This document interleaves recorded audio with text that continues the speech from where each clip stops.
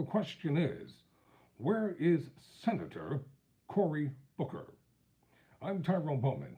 This is Tyrone Bowman Tonight. According to Politico, Senator Cory Booker's response shows the reality of living in the two worlds he straddles. Senator Cory Booker, the Democrat from New Jersey, cuts an image as a moral authority in the Capitol using his large social media platform and cable news appearances to condemn Republicans like Donald Trump and Brett Kavanaugh when he was a nominee for the Supreme Court. Here's a little more money when it comes to, he's a little more money when it comes to New Jersey, a state lately in the spotlight for all the wrong reasons. Senator Booker also took days to join the chorus calling for his friend and colleague, Senator Bob Menendez's resignation from the Senate after he was indicted a second time. Now Booker speaks in general platitudes after the state's longtime Democratic kingmaker, George Norcross, was indicted by a state grand jury this past Monday. Anytime you see public figures getting indicted, it's a sad time for our state, Booker said in an interview when asked about the allegations against Norcross, adding that he had not read the indictment yet. This is something that should be concerning. Booker occupies a unique place in New Jersey politics. He extols virtues of compassion and compromise while escalating the sort of cutthroat maneuvering people like Norcross trade in. And barring an extreme circumstance, Booker is the only Democrat today who will hold statewide office beyond 2025.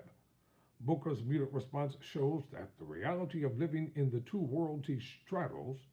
He often tries to stay above the fray, but also must maintain friendships and alliances with some of the most aggressive politicians in America. When people have come up through a certain system, it becomes very difficult to criticize that system, said Democrat Sue Altman, former director of the Working Families Party Group, who is hoping to unseat Republican Representative Tom Kean Jr. You see it with Republicans, we see it with Democrats. But I'm very concerned that Democrats in New Jersey, in general, are moving towards accountability and diversity and change. Booker is not the only one holding his tongue on Norcross, who has earned a reputation for striking fear into his loyalists and opponents alike.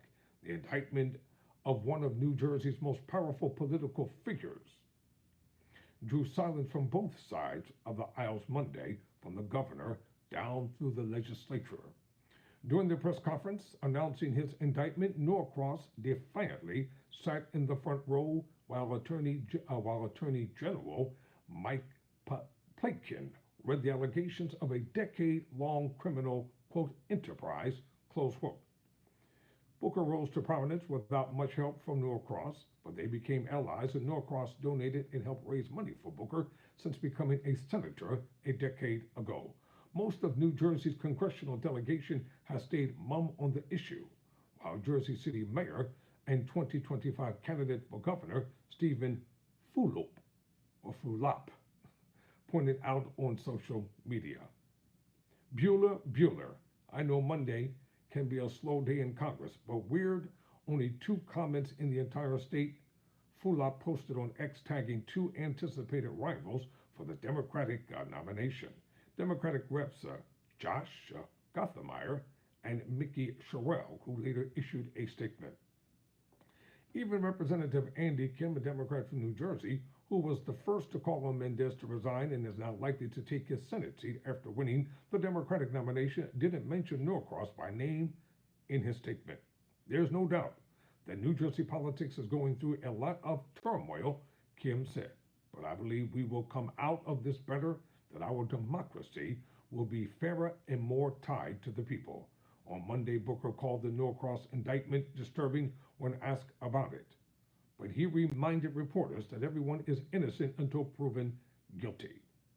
He's taken that same approach in the past, but when Trump was indicted in Manhattan last year, he added that it meant that a grand jury has decided that there is enough evidence to charge former President Trump with committing a crime. He reiterated that the focus is on Norcross, but that one other politician, the mayor of Camden, is also involved. One of the reasons it was so difficult to create a coalition against the South Jersey Democratic machine is because politicians in New Jersey, and that includes Democrats and Republicans, were very afraid of taking on George Norcross directly, Altman said. But those fears don't go away overnight. I think that you'll continue to see a general lack of courage among Democratic and Republican politicians in New Jersey until and if George Norcross is convicted. Patricia Campos Medina, who ran for Mendez's seat but lost in the Democratic nomination to Kim, said for many activists, Norcross indictments doesn't come as a surprise. But she said neither does Democrats' reservations to talk about the charges. Norcross was the Night King of New Jersey politics, like in Game of Thrones. Campos Medina said you had to go to Norcross if you wanted to be in a statewide office, so he had a lot to say about elected officials. She later added, everyone is quiet because they don't know how deep the tentacles are going to go on this one.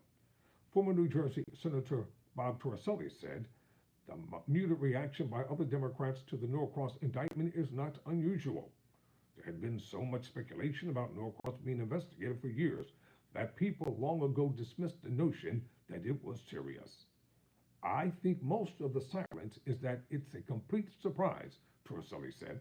But Booker, in particular, is not really identified with Norcross because he rose up the ranks without much support from him. He said, it's another indictment that's more problematic for Booker, that of his friend and colleague, Menendez, now in the middle of a second bribery trial.